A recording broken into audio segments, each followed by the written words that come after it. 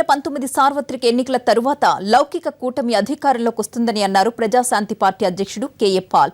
ప్రజల్ని మోసం చేసేందుకే ఉన్నత వర్గాల్లో ఆర్థికంగా వెనుకబడ్డ వారికి రిజర్వేషన్స్ తెస్తున్నారని విమర్శించారు.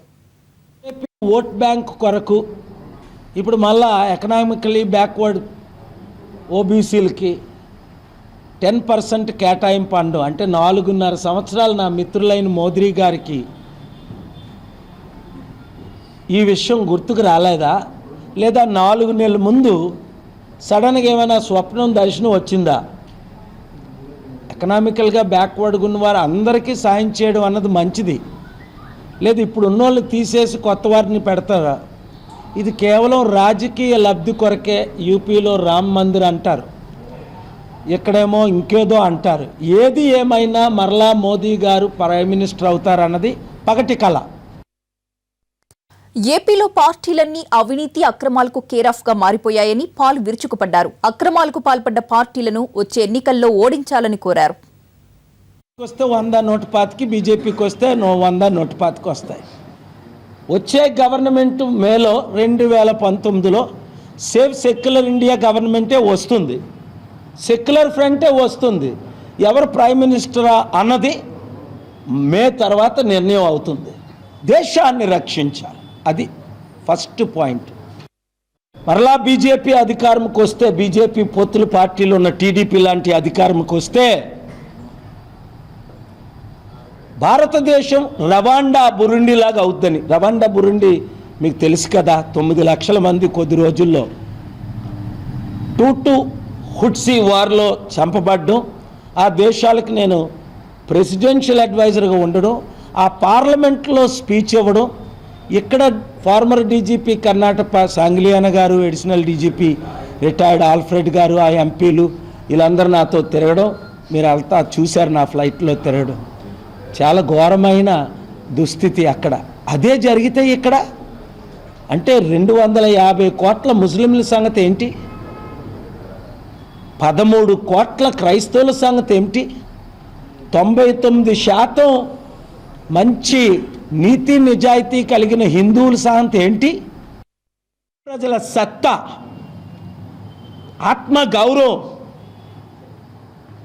ఈ వైఎస్ఆర్సీపీ తెలుగుదేశం పార్టీ అమ్ముడు పోయిన అంటే జగన్ గారు జైలుకి వెళ్తారా 12 కేసులు ఉన్నాయని వాళ్ళకి సపోర్ట్ ఇచ్చారా, లేదా బీజేపీ అంటే ఎంతో అభిమానం ఉందని సపోర్ట్ ఇచ్చారా ప్రశ్నించాలి.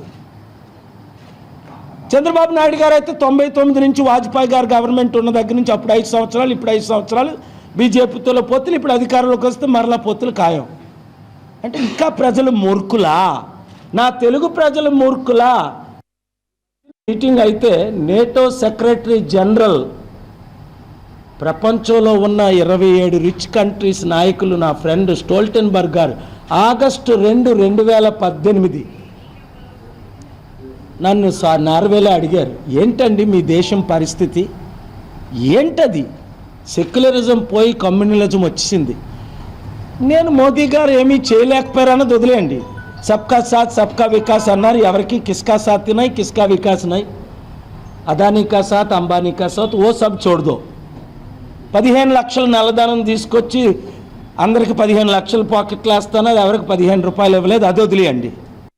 ఏమాంధ్రను సింగపూర్ చేస్తానన్నారు, రాష్ట్రం అంతా తిరుగుతున్నా, ఎక్కడ సింగపూర్ ఎక్కడ నాకు కనబట్ల. 1990 నుంచి నేను సింగపూర్లో మీటింగులు పెడుతుంటాను, వెళ్ళి సమిట్లు పెడుతుంటా. ఇచ్చిన వాగ్దానాలన్నీ ఫెయిల్ అయిపోయారు, అప్పులు చేసేసారు, రాక్షానికి లక్షల కోట్లు అప్పు. మరలా ఓటేయమని ఒక్కొక్క బిల్ బోర్డులో చూస్తే అందరి ఆనందం, ఇంటింటా ఆనందం అట. అంటే ఆయన ఇంట్లో ఆనందం ఉంది, లేదా ఆయన చుట్టూ ఉన్న ఒక 50 మంది ఆనందాలు ఉన్నాయి. ఎవరికి ఆనందం ఉంది ఈ రాష్ట్రంలో? 6 కోట్ల తెలుగు ప్రజలు ఇక్కడ ఆంధ్రులకి, లేదా తెలంగాణలో ఉన్న 4 కోట్ల తెలంగాణ ప్రజలకి, దాదాపు 10-11 కోట్ల ప్రజలకి ఆనందం ఉందా? శాంతి తెలుగు ప్రజలారా, ఢిల్లీ వాళ్ళకున్న బుద్ధి మనకు లేదా? కేజ్రీవాల్ ఎవరికి పేరు కూడా వినలేదు, 70 సీట్లలో 67 సీట్లు గెలుచుకున్నాడు. 70 సంవత్సరాలు ఉన్న కాంగ్రెస్ పార్టీకి 1 సీట్ రాలేదు. 40 సంవత్సరాలు ఉన్న బీజేపీ పార్టీకి 3 సీట్లే వచ్చాయి. 67 సీట్లు మీలాంటి వాళ్ళు కంటెస్ట్ చేస్తే గెలిచేసుకున్నారు. డబ్బు లేని వాళ్ళు మీరు మీడియా మిత్రులు చేసేస్తే గెలిచేశారు, స్టూడెంట్స్ చేస్తే గెలిచేశారు, లాయర్లు చేస్తే గెలిచేశారు. అదే జరగబోతుంది ఈ ఆంధ్ర రాష్ట్రంలో.